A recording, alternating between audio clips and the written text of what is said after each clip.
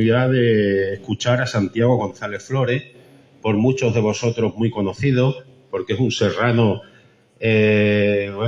importante en la sierra, porque es un historiador, un estudioso de la sierra, de nuestras tradiciones, de nuestra cultura. Y seguramente muchos de vosotros lo seguís en Facebook, donde pone una información gráfica de la vida de todos los serranos, no solo en el ámbito en el que hoy va a hablar, sino en el ámbito de toda la sociedad que nos rodea. Así que, bueno, espero que disfrutéis de estas conferencias, de esta charla, que nos enriquezca muchísimo, porque conocer la historia es lo más importante que podemos hacer. Si no conocemos la historia, se puede hablar mucho, pero lo que hacemos es parlotear.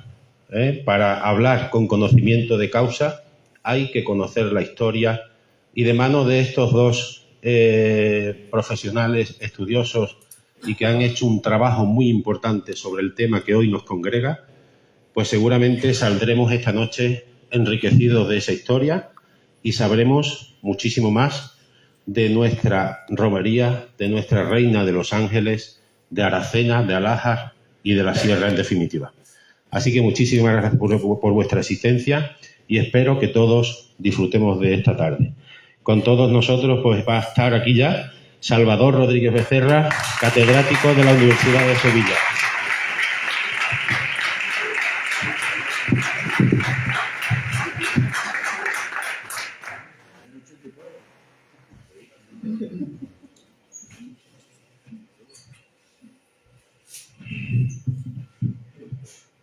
Muy buenas tardes.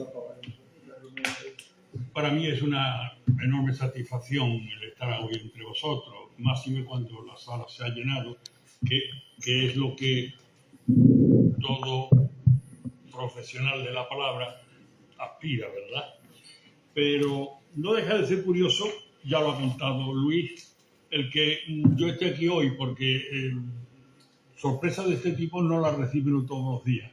Como se puede ver por mi aspecto, yo llevo jubilado ya una serie de años, pero no quiero entregar la pluma, vamos, es decir, en este caso el ordenador. Y como hay una serie de sentimientos con Aracena muy viejos, porque aunque yo no conozca a nadie y ustedes me conozcan a mí, quizás, bueno, pero yo he estado por aquí. Y es más que eso, todavía tenemos una casa ahí en Castaño del Robledo.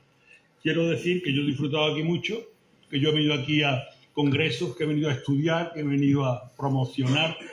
Y bueno, aparte del viaje infantil de hace muchos años de la Gruta de las Maravillas, de la que quizás se habla hoy menos, pero que en otro tiempo, cuando había menos aliciente, la Gruta era sin duda alguna el gran aliciente para venir a esta tierra.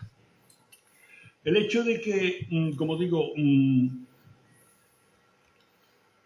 Luis me dijera que había oído la conferencia y que le había gustado, y seguramente que tú querías que se reprodujera. Claro, porque yo, si me dicen un trabajo desde el principio, probablemente hubiese puesto algunas dificultades.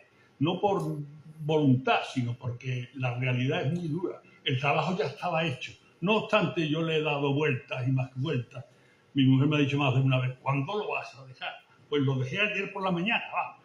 O sea, no, ayer por la mañana ya imprimí, tuve que ir a buscar por la tarde una casa donde pudiera imprimir esta conferencia. El título que yo le he dado es un poco distinto, pero no connota nada. La Virgen de los Ángeles, Aracena, Alájar y Arias Montano. Es decir, no prejuzgo en el título todavía nada de las muchas relaciones que existen entre estos cuatro elementos: el icono sagrado de la Virgen, la ciudad de Aracena, la villa de Alájar y un personaje indiscutible que no me hago sino encontrármelo por todas partes, que busco, aparece siempre Arias Montano en relación con la peña que lleva su nombre. La figura de Arias Montano ha sido muy estudiada. Yo les voy a hacer una exposición que voy a tratar de que sea histórico y cultural, es decir, que se vean las fases por las que he ido pasando la devoción. Yo me he especializado en la religiosidad popular y entonces me importa mucho ver cómo ha ido y cómo ha sido y cómo se ha manifestado esta devoción a esta imagen. La villa de Aracena, la ciudad de Aracena, que saben ustedes que se creó como señorío, es decir, fue cedida por el rey a un personaje de la importancia del conde duque de Olivares. Y por la ecología, pues es una cabecera, diríamos, en un mar de pequeñas aldeas, lo cual es muy importante, como verán en mi exposición. Algo tiene que ver con todo esto. Empiezo entonces diciéndoles que las primeras noticias sobre la Reina de los Ángeles en la Peña surgen de una época imprecisa en la Baja Edad Media, siempre con posterioridad a la conquista cristiana. Es decir, no existen imágenes, iconos en ermitas antes de la conquista cristiana. Es más, normalmente la conquista cristiana sirve como referente, y cuando algún autor se ha atrevido a dar una fecha concreta, siempre es con posterioridad a la conquista cristiana. Se dice por mucha gente que Andalucía es la tierra de María Santísima. Algunos dicen que eso es un tópico. Sin embargo, ese tópico no deja de tener fundamentos muy claros y muy precisos. Es decir, se da una coincidencia en el momento que se está conquistando al andaluz la devoción a la Virgen María, que no siempre, no desde sus orígenes, tuvo la posición que tiene hoy, que ha tenido siglos atrás. Pues la conquista cristiana y la devoción a María caminan juntas. Y esto es en el siglo XIII. Y es el siglo XIII cuando empieza la conquista cristiana del Guadalquivir con Fernando III, y que ya terminará con los Reyes Católicos, pero ya la otra parte. Incluso, por ejemplo, entre Andalucía oriental y occidental distinguimos unas diferencias en cuanto a devociones. Aquí domina y predomina la Virgen María, mientras que en la parte oriental de Andalucía ya no es tan predominante, porque hay figuras de Cristo y figuras de santos. La imagen primitiva, que tienen ustedes aquí delante, de claro estilo gótico, la fechan los expertos en el siglo XIV, a finales. La actual saben ustedes que se debe al escultor Antonio Illanes Rodríguez, que la esculpió en 1937 porque fue destruida. Esta pequeña imagen estaba entronizada en una pequeña ermita hasta que el humanista Benito Arias Montano, en el siglo XVI, la agrandó. La advocación Reina de los Ángeles es una de las formas habituales de referirse a la Virgen por los tratadistas durante toda la historia, y hace referencia a la realeza de María y a su alta posición en la jerarquía sagrada por encima de los ángeles y de los santos. Es, por tanto, un apelativo que se utiliza con mucha frecuencia de forma genérica.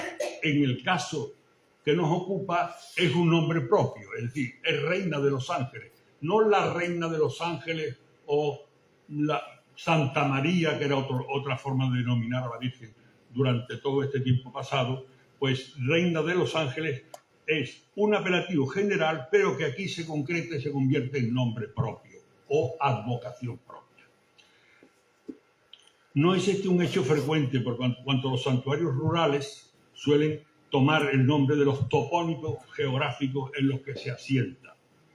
Estas imágenes han convivido y competido por su primacía con otras de más amplio espectro, como las imágenes de la Virgen del Rosario, de la Virgen del Carmen, de la Inmaculada Concepción, la Merced, la Soledad o de los dolores. Estas advocaciones fueron auspiciadas, ensalzadas, difundidas por las órdenes religiosas. La del Rosario por los dominicos, aquí había convento de dominicos, la del Carmen por los carmelitas, la Inmaculada Concepción por los franciscanos, la Merced por los mercedarios, etcétera, etcétera. Todas estas imágenes de que tienen una cierta devoción, un arraigo, tienen detrás una leyenda que justifica la presencia de esa imagen en ese determinado lugar. Y cuando vamos a una iglesia podemos ver imágenes de María, 6, 8, 4, dependiendo de lo grande que sea la iglesia. Y si hay allí algún experto nos puede decir, esa es del escultor tal, esta es del escultor cual. Cuando vamos a la ermita o santuario de una imagen de devoción rural, normalmente no se sabe qué autor la hizo. Es más, se ha creado algo para explicar que no es necesario, que tiene un origen divino. Y las leyendas lo que hacen es esto. Por eso, algunos distinguen entre las imágenes aparecidas, decía un cronista, no sé qué tienen las imágenes aparecidas que se le dan mejor los milagros. No me digan ustedes que la frase no es bonita.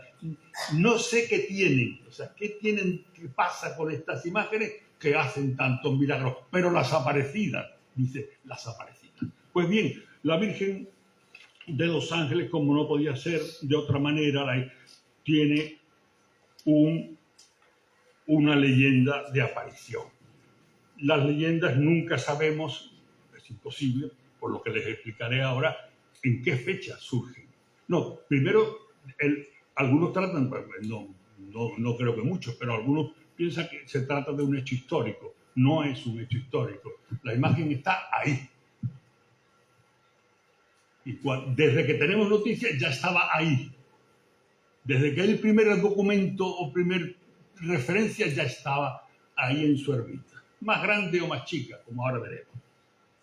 Pues bien, tenemos la fundada sospecha que estas leyendas de vírgenes aparecidas son obra de clérigos en los siglos XVI y XVII, que justificaban la presencia milagrosa de la Virgen en un determinado lugar.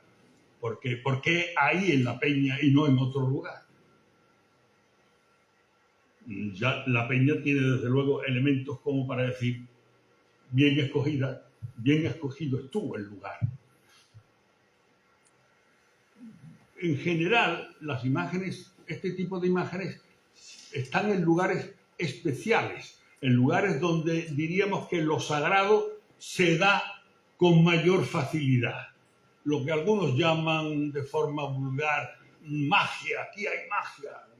En cuanto ven una cueva se vuelven locos, aquí hay magia. Y aquí en la de Alacena, perdón, en la de Alhaja hay muchas cuevas. Bien, pues estas leyendas tienen una estructura básica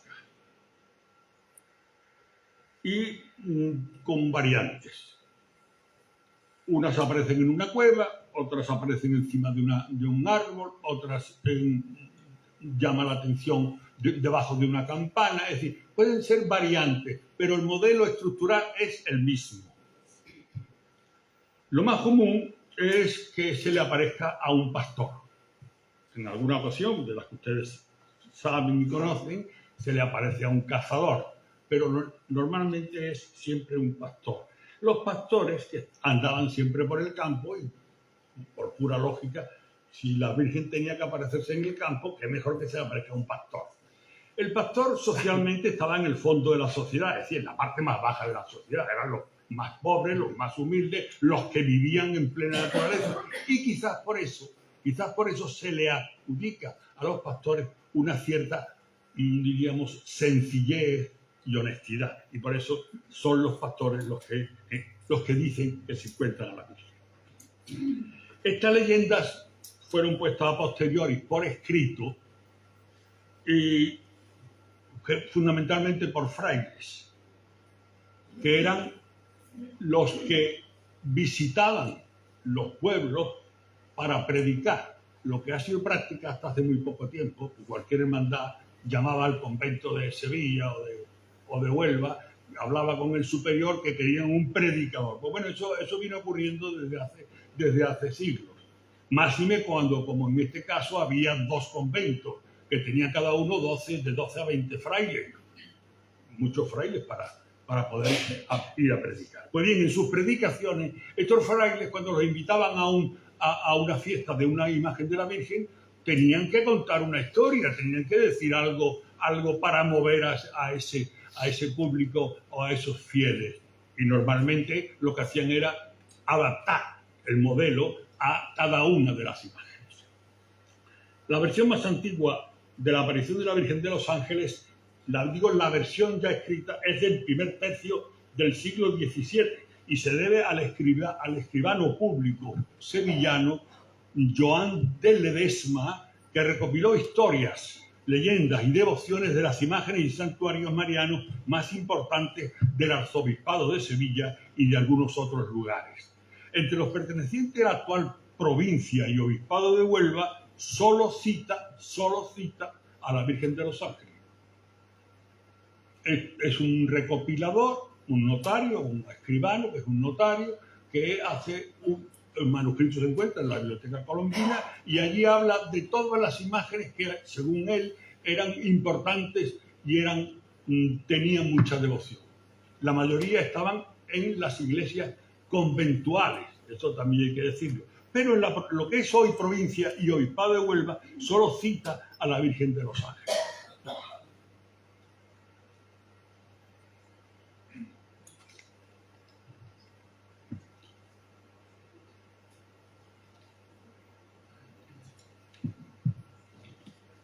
Bien, ya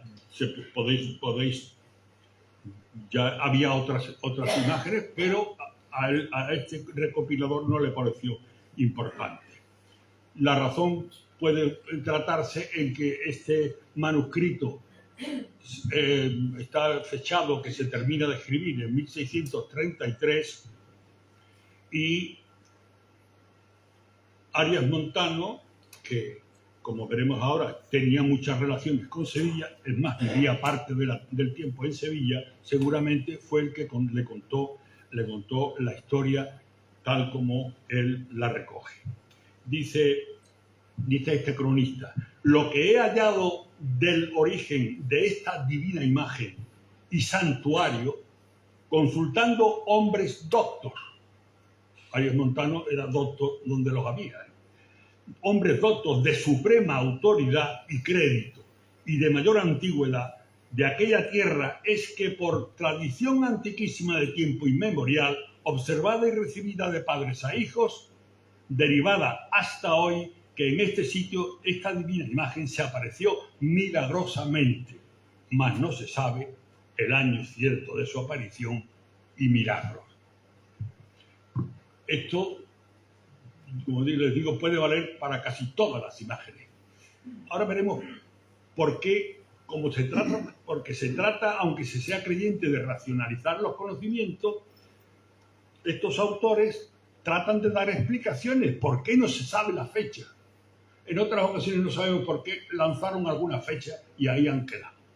Se acude a la tradición y a la transmisión de padres a hijos para explicar su existencia, y solo se añade que la Virgen se apareció, en otras ocasiones es encontrada, sin indicar cuándo ni a quién.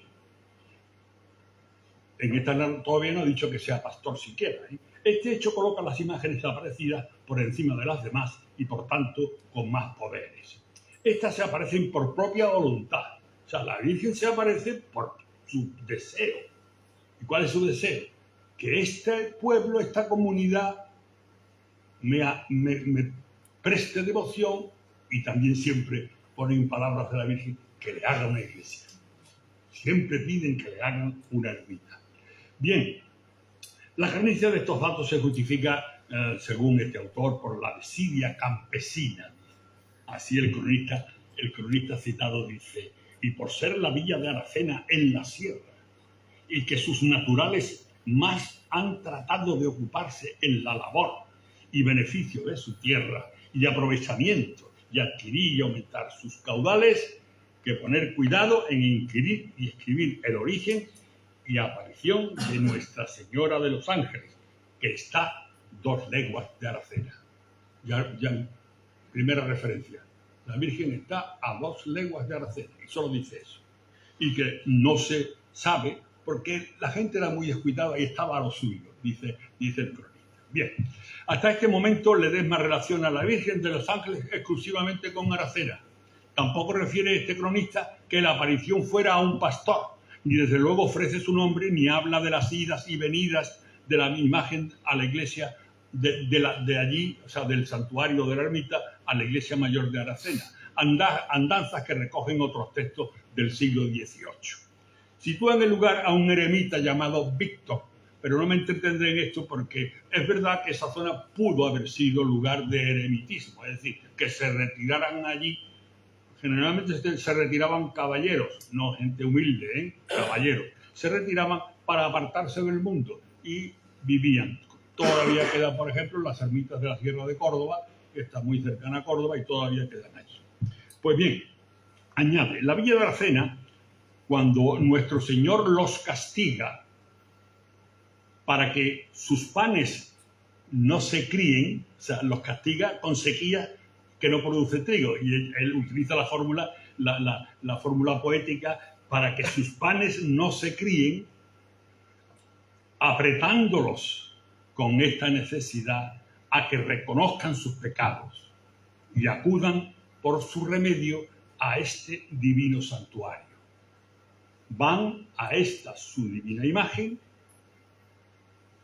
punto suspensivo, el concejo, es decir, el ayuntamiento, y la clerecía en procesión, en rogativas, va a su santuario y jamás se ha visto se vuelvan sin remedio de sus necesidades y de las de su pueblo. Es decir, ya está aquí haciendo una afirmación, primero que van juntos, no refiere aquí, pero bueno, también en otro sitio dice que el pueblo, pero es el concejo, quiere decir, el poder político y el poder religioso, conjuntamente. Saben ustedes que la historia de España, el poder político y el poder religioso han estado unidos hasta hace 4 días. Y desde luego, si había que tomar una decisión de este tipo, la tomaban siempre los 2 cabildos. Les avanzo que aquí había cerca de 100 curas, o sea, 100 presbíteros, o sea que la clerecía era abundante, junto con las autoridades. ¿Y cuándo van? Ya dice cuando van a la ermita. Pues van cuando hay necesidad en el pueblo, sequías o epidemias. Están localizadas toda una serie de idas desde aquí por parte de las autoridades de Aracena hasta la ermita en toda una serie de calamidades. Otras versiones posteriores de la leyenda le han añadido más datos para hacerla más cercana y creíble. Así, por ejemplo, que la Virgen se apareció a un pastorcillo llamado Víctor, que la imagen fue confundida con una muñequita, que fue llevada a otro lugar, normalmente una iglesia parroquial, y las imágenes que se aparecen en el campo no quieren ser urbanas, milagrosamente huyen y se van al lugar donde han aparecido de nuevo, y esto suele ocurrir hasta 3 veces.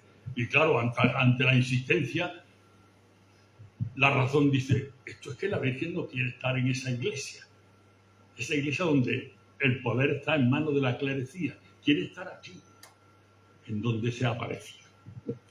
Bueno, otras versiones incluso recrean un diálogo entre la Señora, entre la Virgen, que se identifica como Reina de los Ángeles, y el pastor, expresando el deseo que se le construya la casa. Otro texto legendario, voy a pasar, es de Rodolfo Recio, que él como lingüista que era, pues le ha llamado mucho la atención el hecho de que a la Virgen se le llame chiquirrinina. Y él ha hecho un análisis y dice que ese diminutivo se usa tanto en la parte extremeña como en la parte andaluza de estos montes, de estas sierras. Bien, paso entonces a ver ahora cada uno de los ejes sobre los que monto la conferencia. En primer lugar, el sitio, la peña.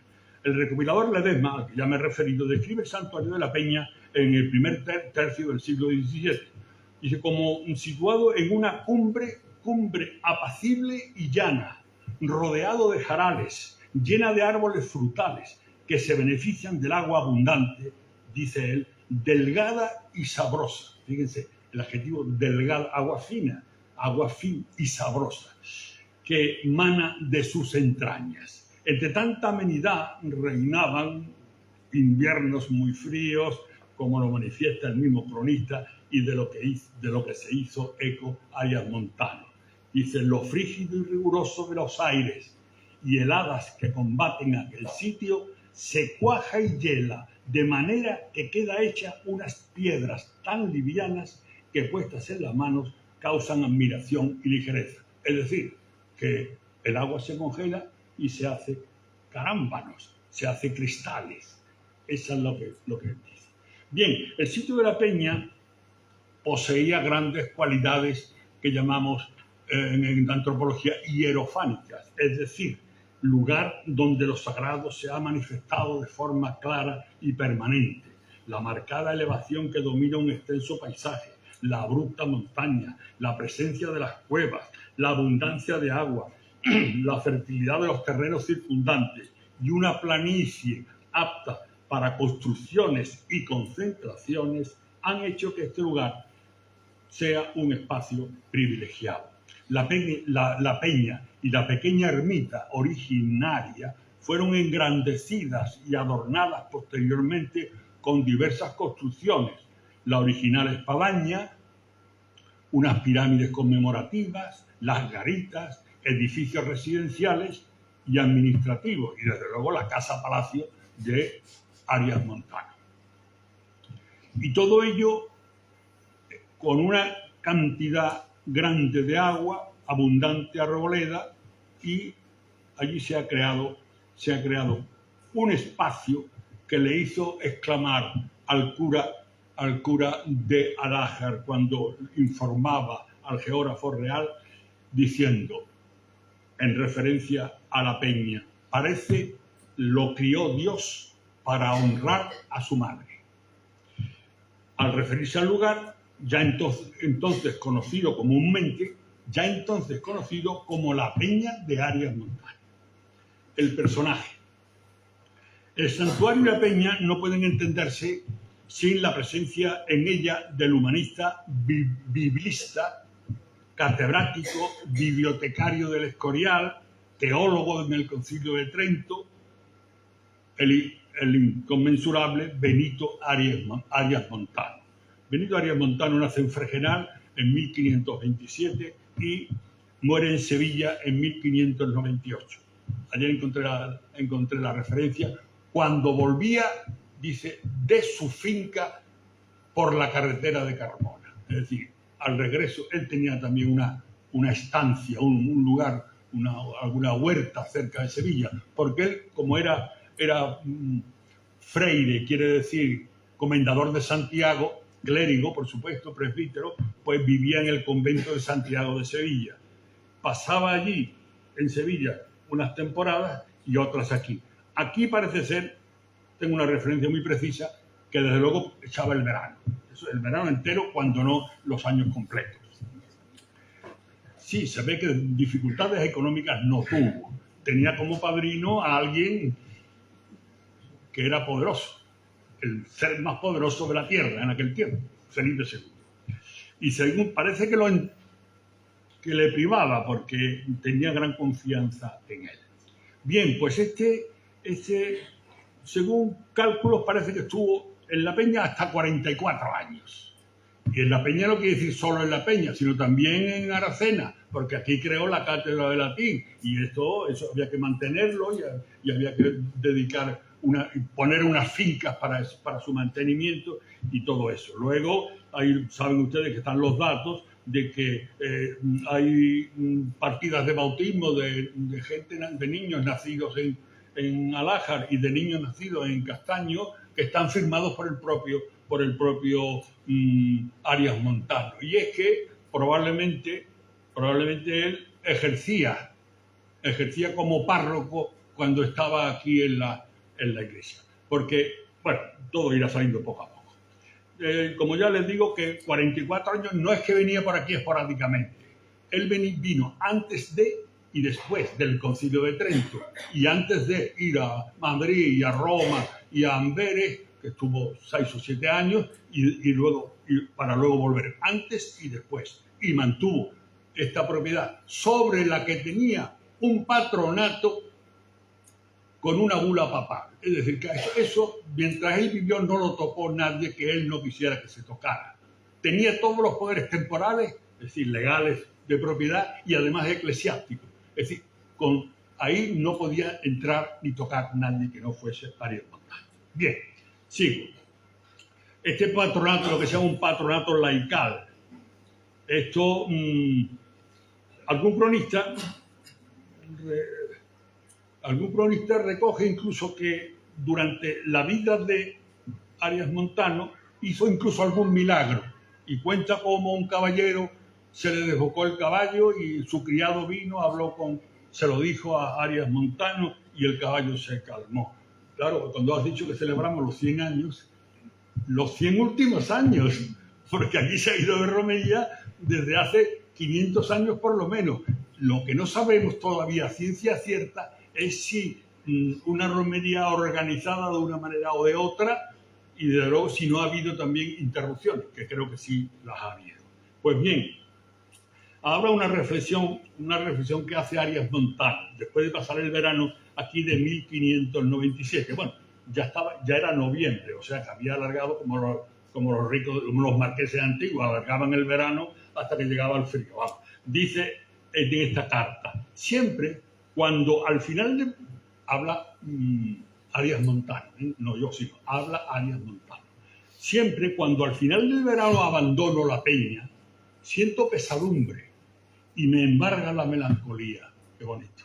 Porque cuando me embarga la tristeza, como me viene ocurriendo estos días por tener que abandonar la peña, soy incapaz de concentrarme a hilvanar los argumentos.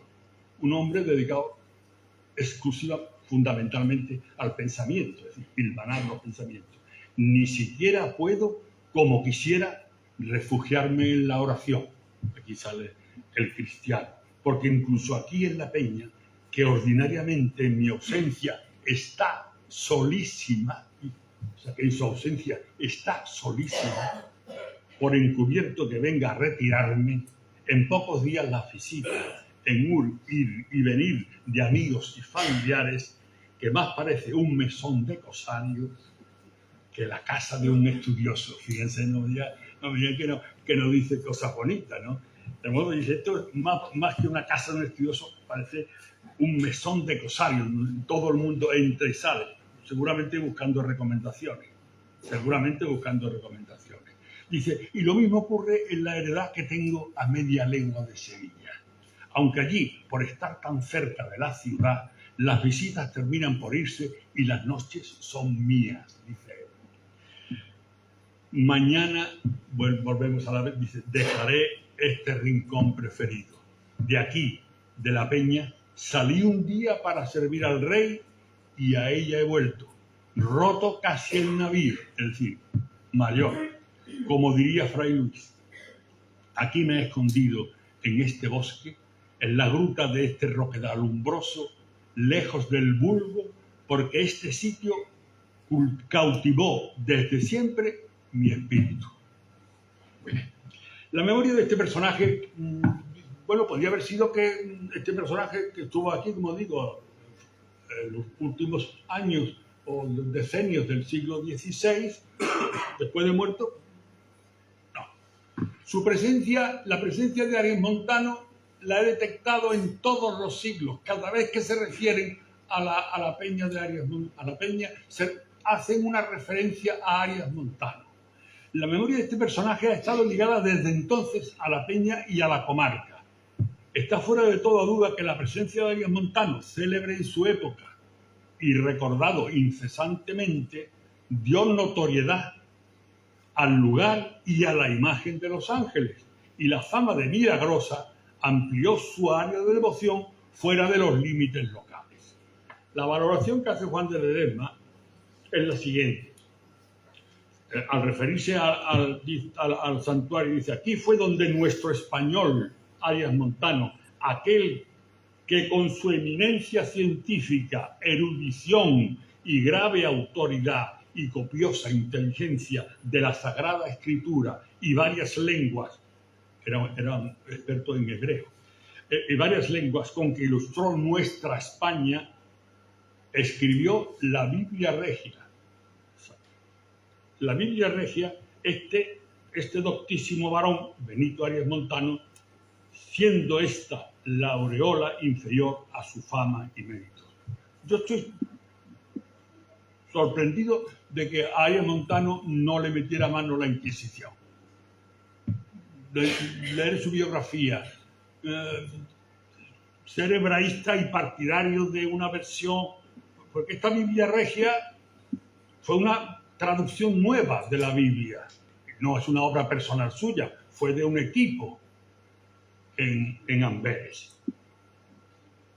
Arias Montano, como diríamos, no era trigo limpio en el sentido de un pensador no puede ser nunca trigo limpio, en el sentido, un pensador no puede seguir siempre los cánones que están establecidos. Es verdad que nunca se manifestó en contra de la Iglesia y la protección de Felipe II probablemente lo salvaron de que la Inquisición lo llevara a sus cárceles y allí le hiciera hablar y decir lo que fuera necesario. De igual modo, un siglo después, en 1723, un informe del gobernador del Principado de Aracena.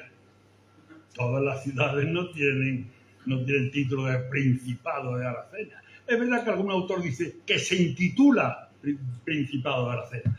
El Principado, saben ustedes que el título de príncipe no existe en España, en Castilla. Solo se le adjudica al príncipe de Asturias. Pero sin embargo ha habido excepciones. Como había buenas relaciones con Italia y los príncipes italianos también venían a veces al servicio de los reyes, pues el hecho es que a Aracena como señorío se le llamaba Principado de Aracena. Pues bien, el Principado de Aracena, el gobernador que tenía aquí, el marqués de Altamira, conde de Altamira, que era el señor, en un informe que realiza, en esta fecha dice de Arias Montano: teólogo insigne de España y uno de los que asistieron al Santo Concilio Tridentino, en cuyo retiro enseñó varias ciencias a sus discípulos, edificó la iglesia que hoy se venera y cercó y adornó aquel sitio de varias aulas y oficinas de estudio. Pues bien, vamos a seguir diciendo que la figura de Arias Montano no solo está vinculada a los orígenes, ¿sí? Porque la actual ermita la construye Arias Montano. Han desaparecido su casa-palacio y otras construcciones que él se hizo aquí, pero en todo caso ha estado siempre presente. Nunca se han separado la Virgen de Arias Montano. E incluso, como digo, se le adjudicaron algunos milagros.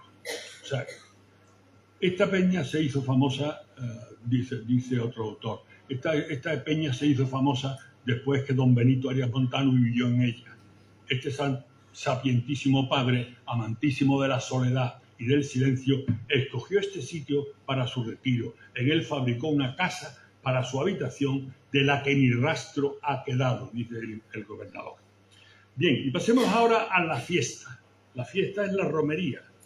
Cada año, desde tiempo inmemorial, se festeja la imagen de la Virgen, con una solemne fiesta que se celebraba en agosto, por cierto, y posteriormente pasó al 8 de septiembre. Y a ella, que el 8 de septiembre, que como saben es la Natividad de la Virgen. A esta fiesta, romería, concurrían peregrinos de pueblos de la comarca y de tierras extremeñas.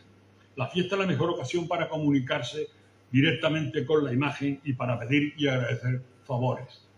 Es decir, he leído algunos textos sobre, por ejemplo, la Virgen de la Cabeza, se ponen un poco los pelos de punta, porque es que era salir la Virgen de la cabeza y se oía el grito de ¡milagro! Un niño, un paralítico que gritaba, o algún familiar gritaba a los cuatro vientos que se había producido el milagro. Quiero decir que los milagros, eso lo tengo detectado, se producen con mayor frecuencia e intensidad en las fiestas, es decir, cuando se acude a su santuario. Estoy usando ermita y santuario. Ermita es la pequeña iglesia de cualquier imagen de la Virgen, Cristo o de los santos, pero que no tiene una cierta preponderancia. Por tanto, aquí hay que hablar actualmente de santuario. Pues bien, ya digo que el devoto necesitado se convierte en peregrino y quiere llegar hasta la imagen, estar cerca y tocarla para implorar favores.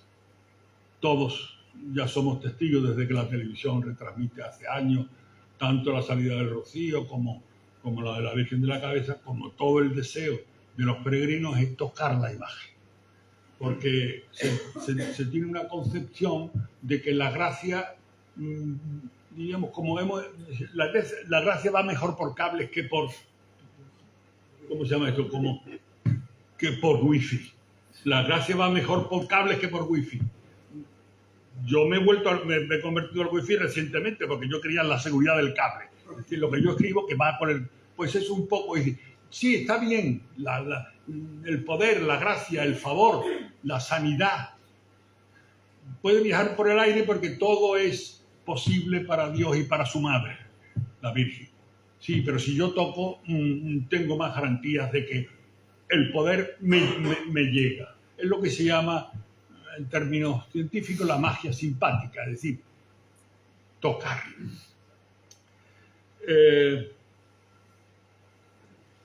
A finales del siglo XVII, la fiesta, a la que ya se llama romería, adquiere mayor auge. En estos días se encargaban misas, se ofrecían velas, se celebraba una procesión en la que participaba, además de las gentes, los beneficiados, los clérigos, el predicador, los sacristanes, los monaguillos, el tamborilero, y a todos los cuales se les pagaba y se les proporcionaba la comida y el vestuario.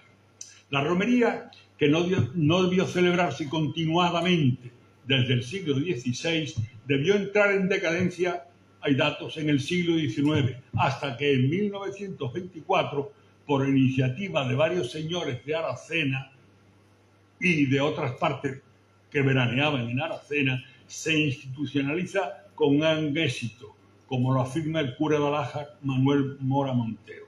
Se saben los nombres de todos los que participaron, que yo también los tengo aquí. Hay personajes como precisamente el arquitecto y también el pedagogo onubense, ¿cómo se llama el pedagogo? Manuel Ciuró, por ejemplo, o Ángel Aníbal González. Y desde luego también le dieron un cierto espaldarazo los infantes Carlos de Borbón y su mujer y sus hijos, que también acudieron. Pero sobre eso vas a hablar tú más. Entonces, vamos a refinar ahora Aracena, Alájar y la Sierra. Las referencias más antiguas de la relación de la comarca con la Virgen de los Ángeles se remontan al siglo XVI y proceden siempre de Aracena, que acudía a la peña para rogativas y acciones de gracias. Así sabemos que en abril de 1581 se organizó una peregrinación en rogativa por el fin de la peste, que partió de la ermita de Santa Lucía de Aracena, donde se reunió el clero y el concejo de Aracena, portando la cruz de plata de la Iglesia Mayor. Cuando dicen portando la cruz, quiere decir que va la representación del clero local. La parroquia es la institución básica. Bueno, no he mencionado, aquí había una institución superior que era el priorato y luego el vicariato, o sea, la vicaría. Pero en todo caso, aquí la procesión esta se organiza y va la cruz de plata de la Iglesia Mayor, es decir, la cruz parroquial, indicativo de que la parroquia estaba presente. En 1568 se organiza otra procesión derogativa para pedir el fin de la sequía, y en 1592 se acudió a la peña por la plaga de pulgón que azotaba los campos. Otras peregrinaciones por sequía se repitieron en 1593, 94, 98 y 1602. En la de 1598, después de haberse intentado que lloviera, sacando a varias imágenes de Aracena, el Cristo grande, no sé cuál es el Cristo grande. ¿Llaman ustedes algún Cristo grande? Pero no le dan, ya no le dan ese nombre. Pues bien, aquí le llaman el Cristo grande. Cristo grande de la cruz. A San Jacinto. San Jacinto. ¿Recibe culto todavía? Pues otro santo de aquí, San Jacinto. Tengan en cuenta que las devociones también fluctúan con los años, ¿eh? Bueno. Y por supuesto, la Virgen del Carmen. Pues bien, después de hacer una procesión y como al final no lloviera, se organizó la procesión a la peña. O sea, la alternativa estaba siempre ahí. El remedio siempre estaba ahí, la peña. Y se organizó la procesión a la peña, dice, como otras veces solían hacer. Es decir, que esto era algo frecuente. Afirma el autor de las memorias y sucesos notables. Los anales de Aracena, que ustedes conocerán, de 1558 a 1611. En el concejo en esta ocasión llevó pan, vino y queso para los pobres y comida para los clérigos, que solían comer en alhajas. En esta ocasión cayó algún agua. La Virgen respondió, cumplió su parte.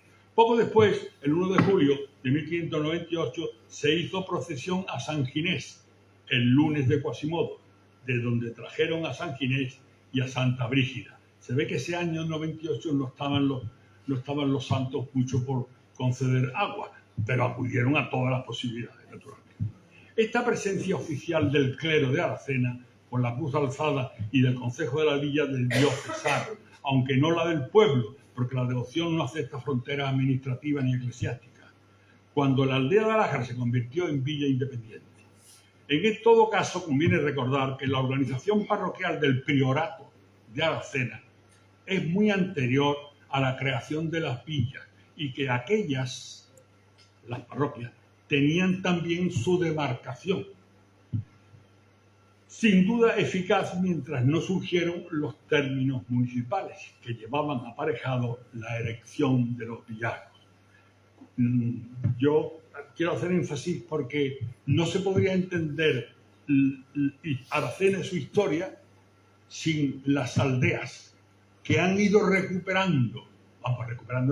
alcanzando el nivel de villazgo, es decir, de villa, es decir, de ayuntamiento y mucho más, porque el derecho de villazgo llevaba incluso que los alcaldes ordinarios de la población podían hasta ejecutar, ¿eh? Y parte de la problemática que sobrevuela pues tiene que ver con los poderes que se concentraron en Aracena. En Aracena estaban todos los poderes civiles y eclesiásticos, mientras que los propios curas de las aldeas, está documentado, no vivían en las aldeas, vivían en Aracena.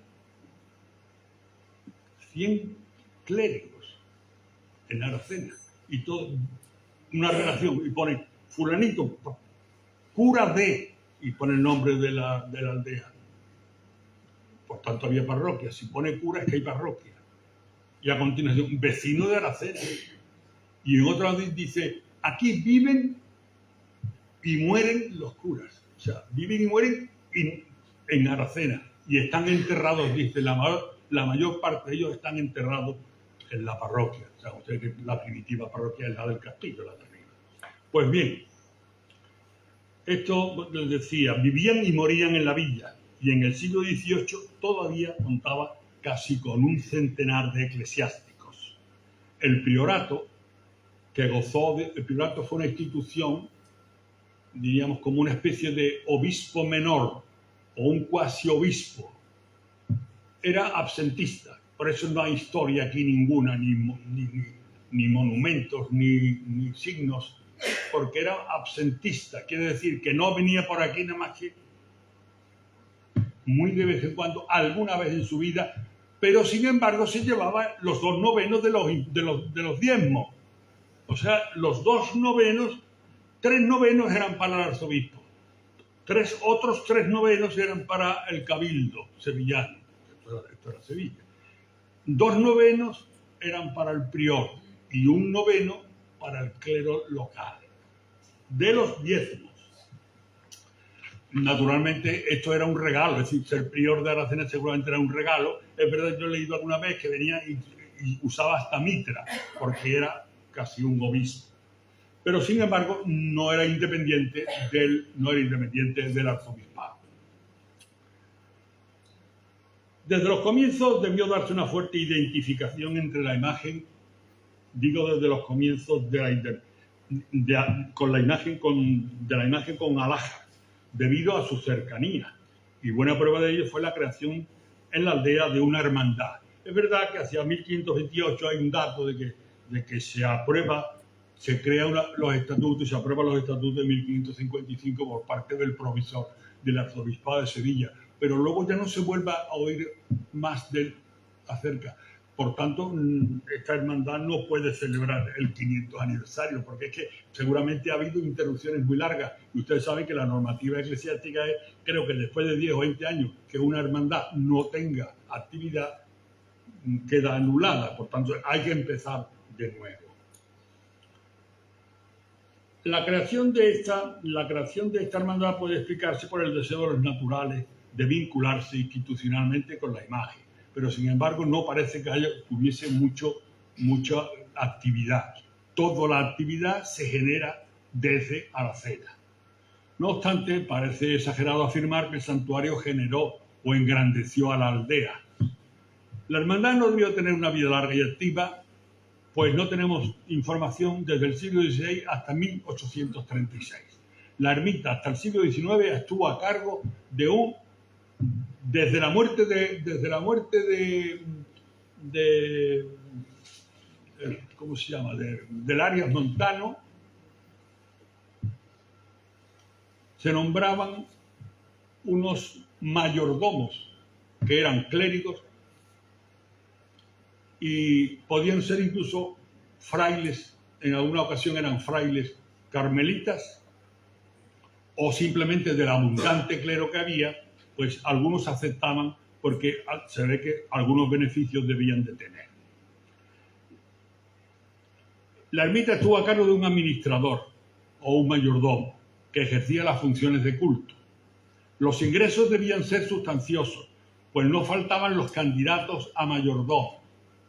Por la misma razón que el ayuntamiento de Alhaja pretendió gobernar el santuario al margen de la clerecía.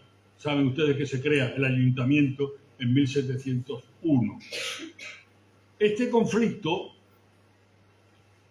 llevó a la creación de una mayordomía compuesta por 2 capellanes, un mayordomo, un diputado y un ermitaño residente en el santuario.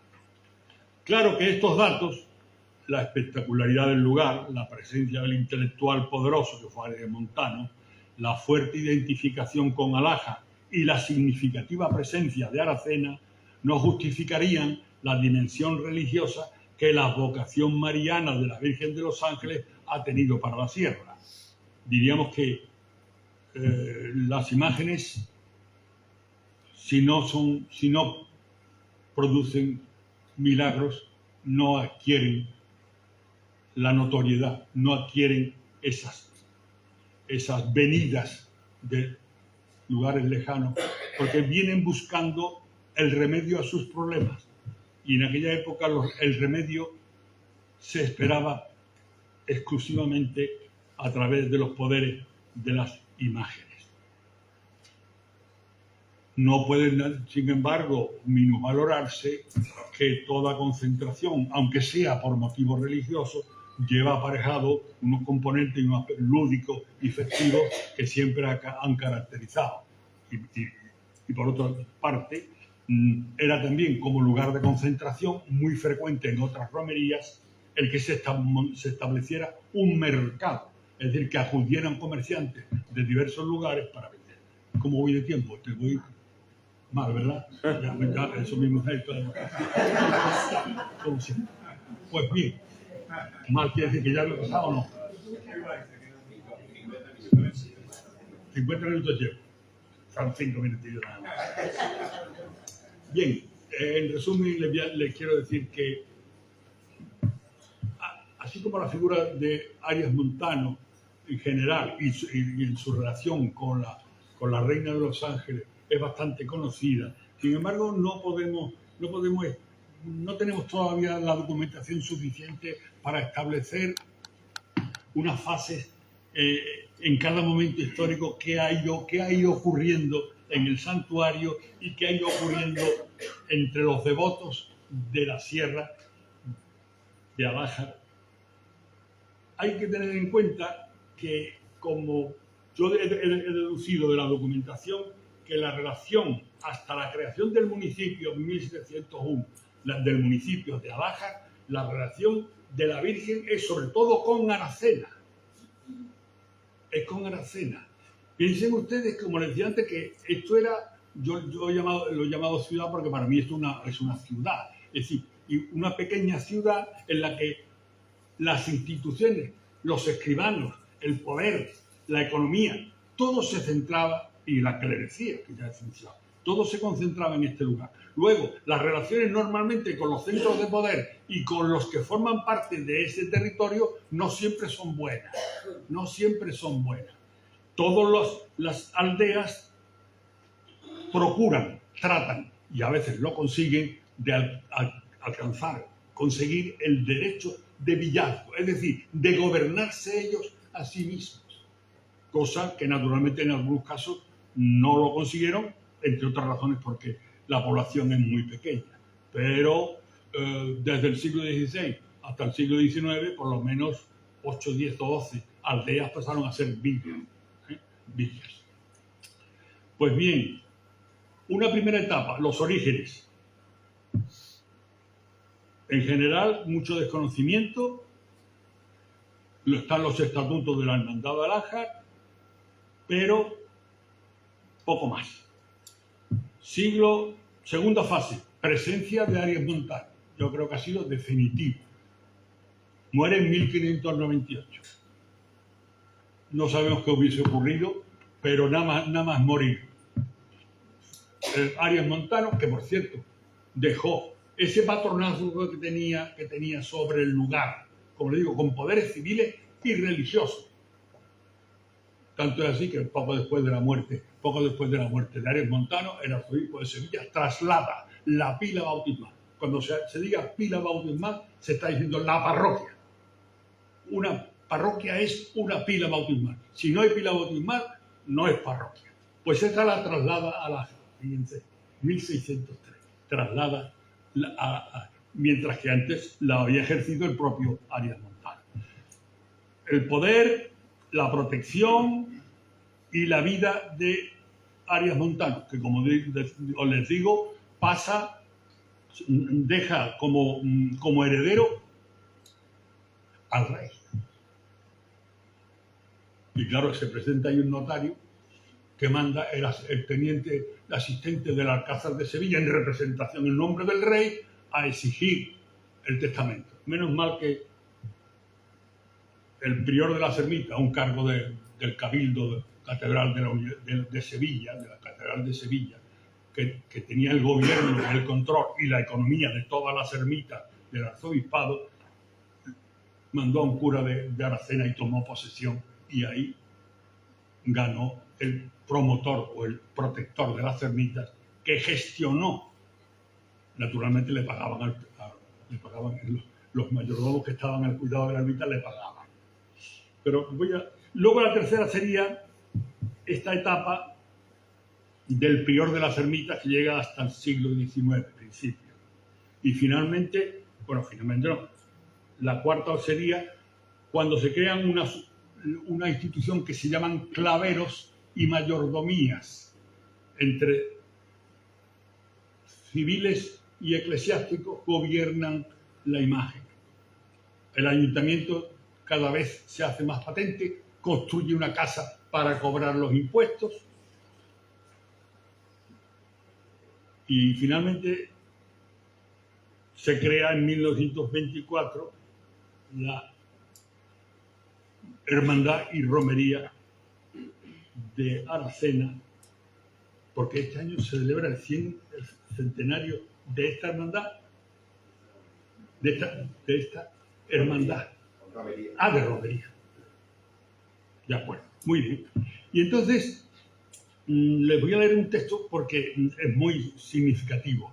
Aquí estuvo de cura García Blanco, chico, sería un hombre joven, en Val del Arco. Pero él tenía deseos de estudiar y se hizo un experto en la lengua hebraica. Tan es así que llegó a ser catedrático de la Universidad de Sevilla de hebreo. Este hombre escribió luego sus memorias y cuenta que cuando él estuvo de cura de Val del Arco, varios años, conoció a los dos curas mayordomos, que eran dos porque eran hermanos, por eso quizás habría dos, unos señores que se llamaban Navarro, de apellido. Pues él cuenta, dice, la Virgen, me dijeron ellos mismos, los dos hermanos Navarro, clérigos y que cuidaban el santo, me dijeron que la Virgen tiene un caudalito bueno, tiene un buen caudalito. Y algunos pedacitos de tierra allí alrededor. Dice, y 20 caballos al camino. Y como, para que no tengamos dudas, lo explica él, dice, así llamaban por allí a los contrabandistas que entraban y salían en Portugal y Gibraltar con tabaco y géneros. Es decir, que la Virgen era dueña de 20 caballos. Saben ustedes que los caballos son los animales más a propósito para el contrabando. Son los más adecuados. Pueden caminar y burlar a los carabineros antiguos y posteriormente a la Guardia Civil. Continúa. De modo que dice que, bueno, que llegaban con esto, con el tabaco y otros productos hasta procedentes de Gibraltar. Bien, dice, este tráfico traía a la Virgen bajo la administración independencia de los clérigos navarros, y lo pone en el plural. Son navarros, pero es que eran dos hermanos, los navarros. Dice, cuando yo estaba en Val del Arco, desde entonces, dice, quedó el pueblo perdido y la Virgen no andaba muy ganada, tampoco andaba muy bien. Según me dijo su mayordomo, el año que le prediqué la función del 8 de septiembre. Estamos hablando de 1887. Nada más. Muchas gracias.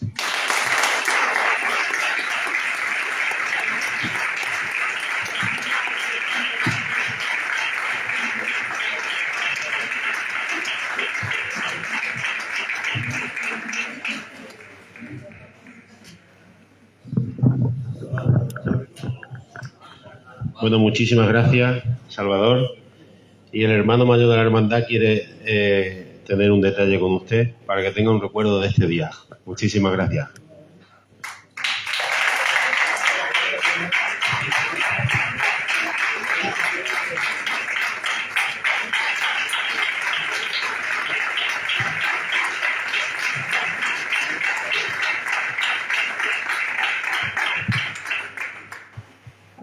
Espero que se hayan distraído por lo menos. Está garantizado. Pues muy bien, colega. Bueno, para continuación, Santiago González.